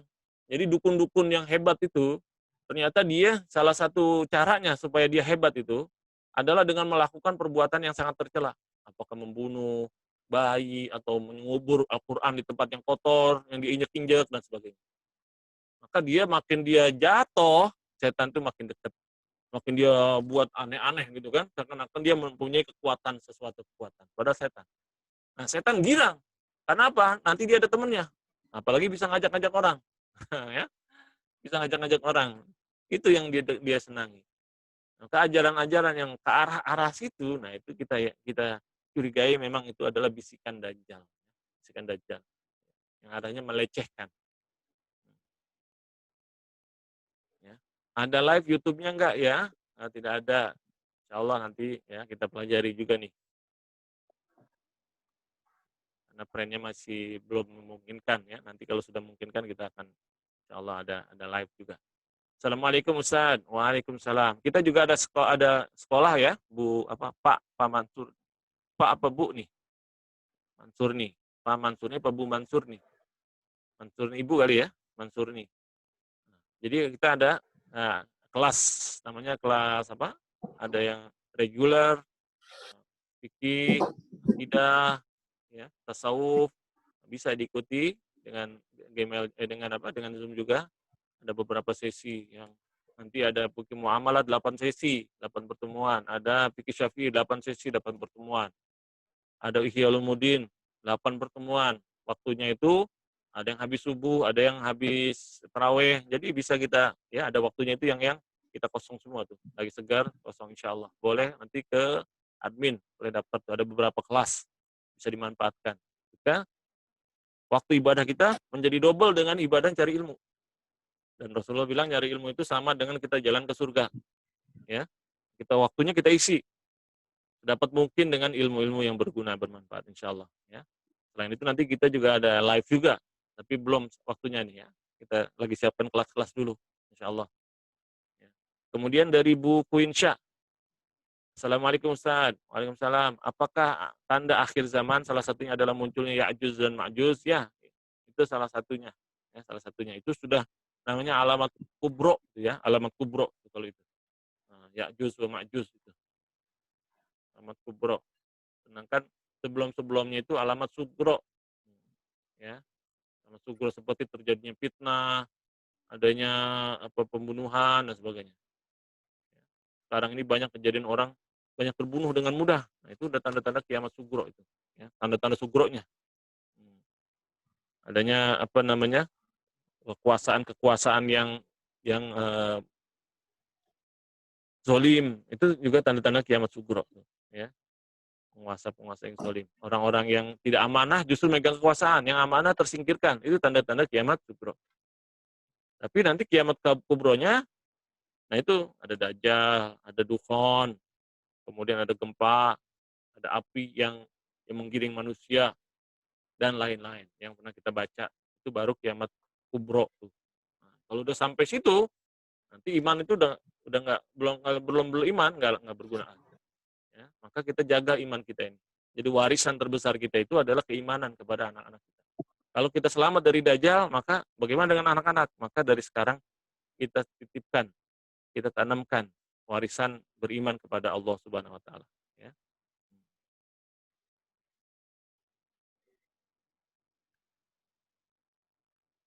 Dari Bu ya, Mas Pak, wah menarik tasawuf ya. Silakan ya. Kita akan mulai sebentar lagi. Tasawuf itu sekitar tanggal berapa itu ya? 11 atau 12 itu. Jadi dari sekarang masih ada kesempatan untuk mempelajari aneka ajaran tasawuf itu apa, terus kenapa ada misalnya halaj, kenapa di Ibnu Arabi, apakah tasawuf semua seperti itu. Nah, itu kita akan kaji di kelas ya, insyaallah. Silakan daftar. Ada fikih juga, ada tauhid, akidah ada, ya. Ada usul fikih ada. Jadi banyak orang dalil. Dalil itu adanya di usul fikih. Nah, itu kita kaji itu dalil itu bagaimana. Nah, silakan ditanya Pak Sidik ya sebagai admin akan menyampaikan formulirnya untuk mendaftar. Kita tunggu dikit lagi akan mulai ya. Sekarang yang sudah bergerak ini ada 3 kelas. Itu kelas tentang pemikirannya Imam Ghazali.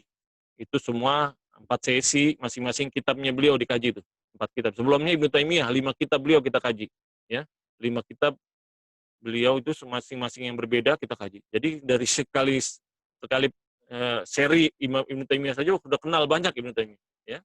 Kemudian sekarang Imam Ghazali 4 sesi, masing-masing 1 kitab setiap sesi, ya. Kemudian Ibnu Qayyim juga 4 sesi dengan masing-masing kitab beliau. 4 sesi itu 4 kitab berarti, ya. Kemudian ada sesi juga nanti ada serial juga, serial filosof Muslim. Filosof Muslim Al-Kindi, Al-Farabi, Ibnu Sina, Ibnu Rushd, masing-masing biografi mereka tuh. Nah, itu juga dikaji juga mereka. Jadi sekali semuanya dengan satu buku. Kita itu pakai buku semua ya dari sumber yang apa? Yang kompeten dari ahli-ahlinya. Sehingga selesai itu dengan 4 sesi kita punya gambaran yang memadai tentang filosof Muslim yang 4, Imam Ghazali, Ibnu Qayyim, Ibnu Taimiyah. Juga nanti kelas-kelas yang baru dibuka yaitu tauhid, akidah, tasawuf, ilmu usul fikih juga tahu kita dengan kitab-kitab yang apa, yang kompeten dalam bidang itu. Juga nanti kita buka juga setelah itu menyusul adalah Ihya Ulumuddin, Fiqih Syafi'i dan Fiqh Muamalat juga dengan kitab juga. Jadi sekali dalam sebulan itu kita selesai berapa kitab itu. Ya, berapa kelas dengan berapa kitab, Masya Allah ya. Kalau bisa manfaatin benar-benar ini jadi percepatan ilmu bagi yang mereka mau menggunakan kesempatan. Ya, baik. Kemudian Bu Siti Melina. Assalamualaikum. Waalaikumsalam. Izin bertanya Ustaz, di media sosial saya sering melihat postingan dakwah namun dakwahnya sangat kontra Pak Ustaz. Maksudnya, isi dakwahnya itu selalu mengundang komentar yang akhirnya kontra Ustaz. Apakah salah satu fitnah Dajjal adalah membuat perpecahan antara umat muslim dengan membawa agama Islam Ustaz? Nah, ya ini karena kita belajar agama ini sepotong-sepotong. Ya, ada yang bilang sunnah, sunnah, sunnah, tapi kok ujung-ujungnya kok saling menyalahkan. Maka itu harus ada kerangka ilmu. Sehingga kalau sunnah, disebut sunnah, sunnah itu di mana letaknya dalam ilmu? Oh, ternyata dalil. Ya, sebagai satu sumber dalil. Nah, dalil itu ada caranya bagaimana? Jadi terus untuk menyampaikannya ada lagi ilmunya. Kita menyampaikan sebagai apa? Sebagai dai, sebagai guru, apa sebagai hakim, lain lagi, ya. Nah, kita ini nanti melihat diri kita ini apa nih? Kita guru bukan, hakim bukan, apalagi ya? Mungkin dai kali ya, dai gitu. Kalau dai yang ngajak, berarti ngajak yang bagus-bagus. Ud'u ila sabili rabbika bil hikmati wal mau'izatil hasanah. Ajaklah kepada jalan Tuhanmu dengan hikmah dan nasihat yang baik. Nah, kalau nasihatnya nggak baik, terus cara nggak baik, wah ini ngikutin siapa nih? Jadi tahu sekarang kita dengan adanya ilmu. Apalagi jadi perpecahan. Ini jangan-jangan yang ngajak ini ya kesusupan gara-gara nggak ada ilmu. Ya. Ingin niatnya baik, tetapi tertipu. Tertipu dengan cara-cara yang tidak baik, malah jadi buruk, ya. Bahkan dalam Al-Qur'an, innalladzina farraqu dijelaskan, innalladzina farraqu dinahum syi'an lasta minhum fi syai'. Orang yang memecah belah agamanya menjadi berkeping-keping bukanlah bagianmu hai Muhammad tuh. Maka kalau kita belajar agama, bicara agama justru ngeri kalau tahu itu. Wah, jangan-jangan nanti saya masuknya itu ya. Iya. Kemarin sih tahu alasannya cuman saya betul-betul ingin membela sunnah, ingin membela agama. Nah, entar dulu ternyata nggak semudah ketika bilang bela begitu, ingin menyebarkan ini, menyebarkan itu, nggak otomatis kamu benar ternyata. Dari mana tahunya? Dari ilmu. Iya. Niat yang baik itu tidak jadi alasan, tidak menjadi bukti bahwa yang kamu lakukan benar, gitu ya. Niat kita baik itu untuk mencegah orang berbuat bid'ah itu, bid'ah semua tuh. Wah, kamunya ada ilmunya enggak? Enggak. Ya. Itu kamu yang jadi pelakunya justru, kamu pelaku bid'ah. Kenapa? Melakukan sesuatu tidak berdasarkan ilmu, itu bid'ah justru. Akhirnya jadi bahaya, jadi merusak. Kamu tanggung orang tuh perpecahan, orang saling bermusuhan gara-gara kamu. Wah. Jadi kalau ada ilmunya dia takut orang, ya. Jadi yang ucapan itu betul-betul pada tempatnya sajalah, ya. Segini yang penting saya dapat pahalanya dah, gitu ya. Ngapain tuh nasihat, nasihat pelan gitu. Yang penting saya udah sampein, setelah itu saya pengen pahalanya dah. Kalau lebih dari itu, wah saya takut. Takutnya apa? Ini jadi dosa nih. Nah, jadi nggak semuanya yang perbuatan itu jadi pahala gara-gara kita ngaku sunnah atau ngaku ini ngaku enggak. Jadi bisa jadi dosa malah, bisa jadi dajjal kita. Kalau memecah belah umat. Bisa diakui oleh Rasulullah SAW. Berdasarkan Al-Quran tadi. Lasta minhum fi syai', ya. Engkau sama sekali nggak ada kaitan dengan mereka. Nah, gitu ya. Jadi hati-hati dakwah-dakwah yang ada kontranya itu ya. Viral itu nggak benar, nggak harusnya nggak jadi benar, ya. Maka sengaja untuk apa? Meningkatkan follower, nah, udah monetizing gitu namanya diperalat. dengan isu-isu itu. Banyak orang bikin situs itu yang dengan cara-cara begitu ya, hati-hati. Ya, Mbak Siti di FB banyak postingan seperti itu, apalagi kalau sudah berbau politik. Nah, ya, itu juga. Kemudian apakah radikalisme juga bagian kiamat sugro? Nah, ya, radikalisme juga pokoknya hal-hal yang menyebabkan terjadi pembunuhan. Orang nggak tahu siapa dibunuh, kenapa dibunuh. Ada itu tanda-tandanya itu. Al-Haraj ya. Itu tanda-tanda kiamat juga, kiamat sugro tuh. Sekarang kalau ada kejadian-kejadian fitnah, radikalisme itu kan akhirnya ke situ. Orang merasa membunuh itu demi agama, tapi dia itu nggak ada tuh agama nyuruh-nyuruh kamu begitu caranya. Pembunuhan itu harus ada caranya. Hukum mati misalnya, boleh membunuh. Kalau algojonya, bukan berarti kita semua boleh membunuh, enggak, ada petugasnya lah, ya. Ada petugasnya, ada caranya, ada pengadilannya, ada apa. Nah, radikalisme yang disusupi itu nggak terasa dia terasa bela agama, tapi ternyata dia itu sedang disusupi setan. Karena apa? Dia menyerang umat Islam. Umat Islam dikatakan ahli bid'ah, ahli apa, togut dan sebagainya. Maka kemudian dia ingin membasminya. Waduh, dari mana kamu membasmi itu? Ya, SK-nya dari mana? Tidak ada. Dari hawa nafsu dia. Itu, ya. Hawa nafsu itulah tandanya dia itu dari susupi setan. Ya. Tapi kalau setahu saya sih postingan yang lebih bisa memecahkan umat Islam itu biasanya yang bersifat framing, jelek-jelekan Islam secara frontal banyak itu, gitu ya. Di Egimba sampai dibikin komik juga. Ya itu salah satu juga ada yang langsung frontal, ada yang menggunakan umat Islam. Macam-macam caranya. Jadi sekarang justru pertempuran kita itu fisik sudah tidak ada. Sekarang pertempurannya otak, ya. Pertempuran apa? Ideologi, ide, framing, konsep, word of view. Jadi lawannya dengan ilmu. Karena itu kita buka kelas itu supaya apa? Kita pakai ilmu. Apa-apa itu ada sumbernya nih, ya. Enggak sembarangan kata ustaz begini, enggak, karena ustaz juga jelasin kitab juga nih, kitab. Ya.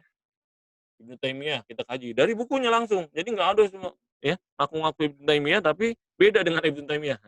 Ngaku-ngaku Imam Ghazali beda dengan Imam Ghazali. Sekarang dari Imam Ghazali sendiri. Jadi baru kemudian kita ngambil sikap, mempunyai sikap bagaimana cara memandang keadaan ini. Jadi memang betul-betul harus dengan ilmu lawannya, karena mereka nyerangnya juga dengan ilmu, dengan informasi, dengan konsep pemikiran, dengan desas-desus dan sebagainya. Kita banyak korban di situ, ya.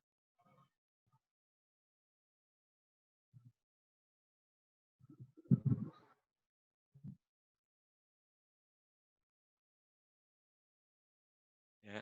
Nah. Lalu siapa yang berhak membid'ahkan? Nah, yang berhak membid'ahkan itu kalau di Indonesia MUI, gitu. Jadi kalau ada kejadian-kejadian maka kita minta MUI, ya. Karena bid'ah itu kaitannya dengan apa? Dengan tindakan hukum seharusnya. Kalau sudah dibilang bid'ah, ditindak, ya. Seperti kejadian Syiah dulu kan, Syiah itu, atau sekuler, liberal. Itu setelah adanya fatwa MUI baru kita bertindak. Tindaknya apa? Berarti besok-besok kegiatannya akan dibatasi dan sebagainya, gitu. Kalau pribadi, hanya akan membawa kekacauan saja. Paling kita jelasin aja begini ya. Ini. Nah, ya jelasin sini. Itu penjelasan itu harus dari MUI juga, gitu. Kecuali yang sudah ada di kitab-kitab ulama salaf nih ada nih, kita hanya menyampaikan saja. Ini kita di kelas itu begitu, sampaikan begini ya. Nah, kemudian kita ungkap kondisi saat ini bagaimana. Terus siapa yang berhak melakukan atau yang harus melakukan, ya. Nah, kalau kita ada kasus-kasus ini kita tanya MUI. MUI telah menjelaskan bahwa begini bid'ah, ini sesat, ini, maka kita sebagai dai baru punya power nih. Berdasarkan MUI, ajaran ini sesat, ya. Apa namanya? Kelompok Syiah ini adalah kelompok yang menyimpang dari Islam. Boleh. Kenapa? Ada MUI. Coba kalau kita dari awal begini. Kadang-kadang berlebihan, kadang-kadang ini. Nah itu ya. Kalau pribadi itu ada emosi ya, ada emosi. Akhirnya jadi fitnah, gitu. Nah, jadi harus lembaga yang ada itu kita gunakan betul-betul sebagai sumber dalam masalah yang khilafiyah sifatnya, ya. Khilafiyah. Baik.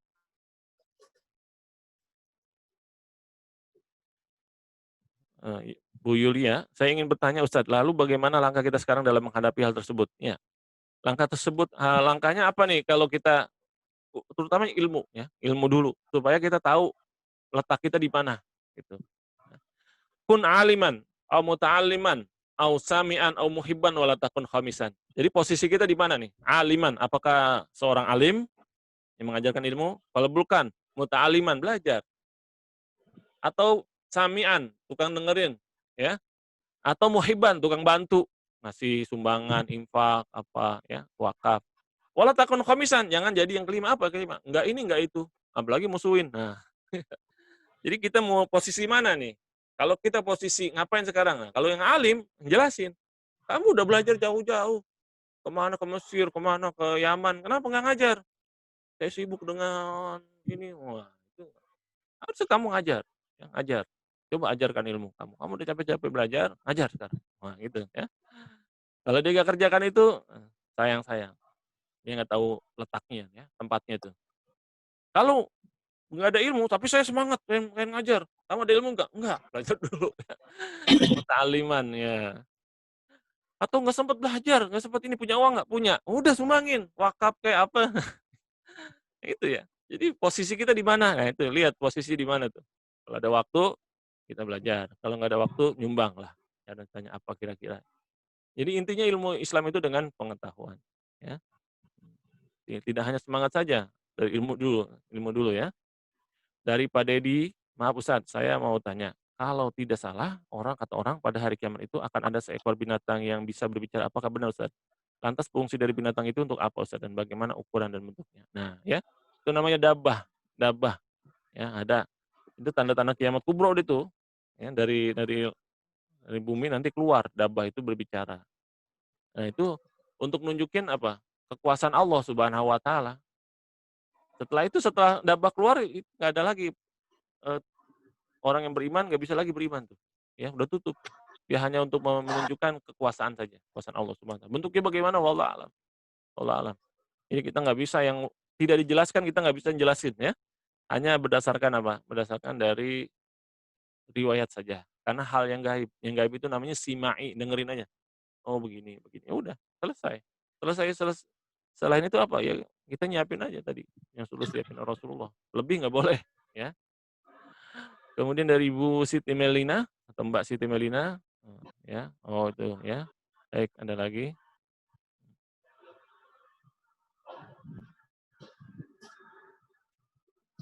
Bu Yulia, seorang mahasiswi Ustazah.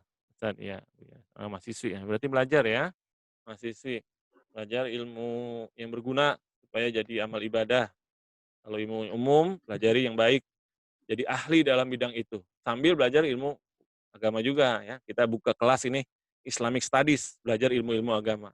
Jadi yang sekolahnya umum ya, apakah itu kedokteran, apa itu arsitek, apa itu kimia, fisika, kita kasih kesempatan untuk belajar agama. Supaya dia ini ada gambaran, juga tempat bertanya. Jadi tidak jadi korban gitu, ya. Bahkan yang ingin memperdalam kita kasih kesempatan juga karena bukunya kita kasih. Kalau mau bahasa Arab kita ngajarin juga nanti, buka kelas bahasa Arab kalau pengen dalam juga. Ini semuanya itu jadi ibadah tuh enaknya tuh dalam Islam. Enggak itu saya kerja apa untuk itu.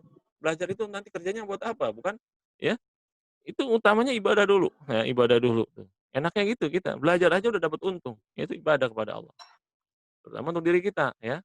Nah, kalau untuk ngajar ya nanti kalau kita lebih belajar lagi, lebih rajin lagi bisa jadi ngajar atau ngajarkan kepada orang yang butuhkan semampunya, jangan ngarang-ngarang gitu ya. Baik, selanjutnya.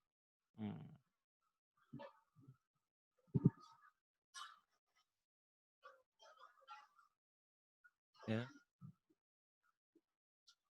Ya. Pak Dedi, saya seorang mahasiswa ya, Pak Dedi Saputra, baik. Oke, Sat. Sepertinya udah, Sat. Iya, baik-baik ya. Masya Allah ini Cukupkan, Sat, ya. mahasiswa semua nih. Masya Allah, saya senang sekali ya. Pada belajarnya umum tapi ingin belajar agama. Ya. Ahlan wa sahlan ya. Kalau kita gabung dengan kita juga. Saya mau di Malaysia ada juga, Masya Allah, ahlan wa sahlan ya. Alhamdulillah. Jadi yang datang ahli ilmu juga nih. Atau pencari ilmu, kita sama-sama ya. Baik, saya kembalikan ke moderator. Waktunya juga sudah hampir buka ya di sini. Kita gunakan nanti untuk doa masing-masing supaya dikasih keselamatan dari semua tipu daya dunia dan selamat sampai akhirat juga dari penyakit-penyakit ya. Terima kasih, saya kembalikan kepada moderator. Oke, terima kasih Ustadz. Alhamdulillah. Silakan teman-teman semuanya, alhamdulillah kita telah mendengarkan penjelasan Ustadz. Insyaallah buat teman-teman semuanya, sekali lagi yang ingin mendaftarkan di kelas reguler kita, insyaallah masih bisa, silakan japri saya di WhatsApp, nanti saya jelaskan satu-satu, ada perinciannya semua satu-satu, tinggal teman-teman pilih mana yang kira-kira cocok buat teman-teman, baik waktunya, harinya, dan pelajarannya yang dibutuhkan. Oke Ustadz, terima kasih Ustadz, jazakallahu khairan katsira. Terima kasih teman-teman semuanya, syukran lakum. Insyaallah semoga ini menjadi pandangan kita atau perspektif kita baru tentang tanggal 15 Ramadan. Insyaallah kita akhiri kelas kita ini atau kajian kita ini dengan lafaz hamdalah, alhamdulillah, dan doa kafaratul majlis. Subhanakallahumma wa bihamdika asyhadu an la ilaha illa anta astaghfiruka wa atubu ilaik. Jangan lupa teman-teman semuanya, kita titipkan doa buat para pejuang kita, yaitu para pahlawan kesehatan, para umat muslim semuanya, para ustadz, asatidzah semuanya, para pemimpin kita. Semoga pandemi ini berakhir dan kembali lagi seperti biasa.